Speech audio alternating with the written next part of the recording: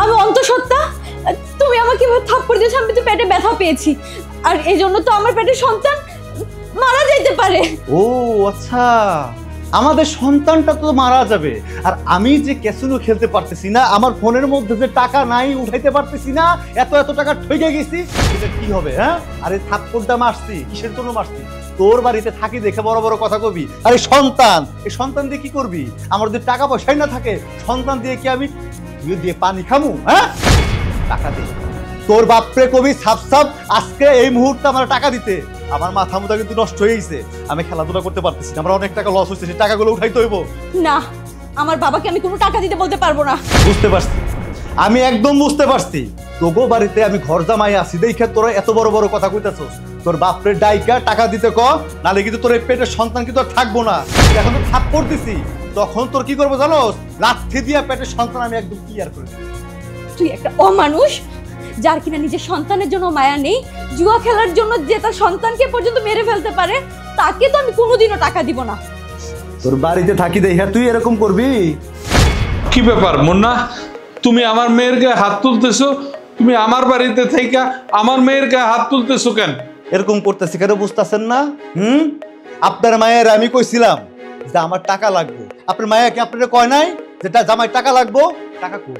আমার টাকা দেন। তোমারে আমি প্রতি মাসে মাসে 50,000 1 লক্ষ টাকা, যখন যে টাকা চাইবা আমি কোত্থেকে দিব এত টাকা?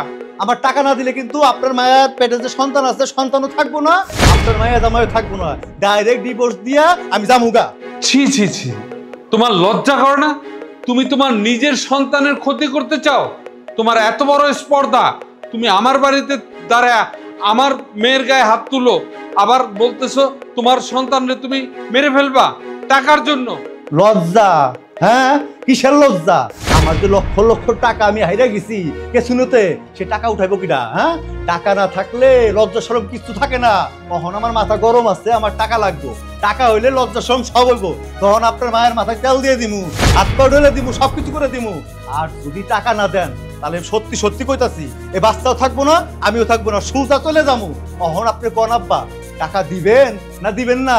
তোমারে আমি অনেক ভালো ছেলে মনে করা, বিশ্বাস করা আমার একমাত্র মেয়েরে তোমার হাতে তুইলা দিছি, আমার বাড়িতে রাখছি, খাওয়াইতেছি, পড়াইতেছি, আমার বাড়িতে থাকতেছো, আর তুমি কি না সেই তুমি আমার মেয়ের গায়ে হাত তুলতেছো? তোমার এত বড় স্পর্ধা! আব্বা, আসপর্দা দেখছেন কি? হ্যাঁ, আসপর্দা দেখছেন কি? আমি জুয়া খেলবো না কি খেলবো সেটা আমার ব্যক্তিগত ব্যাপার। এই যে আমি আপনাকে বাড়িতে আসছি, আপনার মেয়েরা সাপোর্ট দিতেছি, আপনার মেয়েরা দেখে শুনে রাখতেছি, আমি না থাকলে কেটা করতো? এখন সাপ সাপ করে কইতাছি, টাকা কি দিবেন না আমি চলে যাবো সেটা কন। দাঁড়াও, এনো এনো টাকা। আব্বা, আপনারা সত্যি খুব ভালো মানুষ, মায়ের কষ্ট বুঝেন, আপনি চিন্তা করবেন না, আমি এই টাকা আপনারা আবার ফেরত দিয়ে দিমু। ইস, আব্বা ঘাইমে গেছে। এই দাঁড়ায় দাঁড়ায় আর না কান্না কইরা আব্বার একটু চা নাস্তার ব্যবস্থা করে দাও, আর আমি যাইতাছি, যাই এই টাকা দিয়ে 3 ডবল টাকা জিতে আমু। আমার মোবাইল আবার বিকাশ করতে হইব, ক্যাসিনো খেলে তো টাকা জিততে হইব, কারণ ওই জায়গায় তো লক্ষ লক্ষ টাকা দিছি। আচ্ছা তাহলে আমি যাই আব্বা। হ্যাঁ, টাকা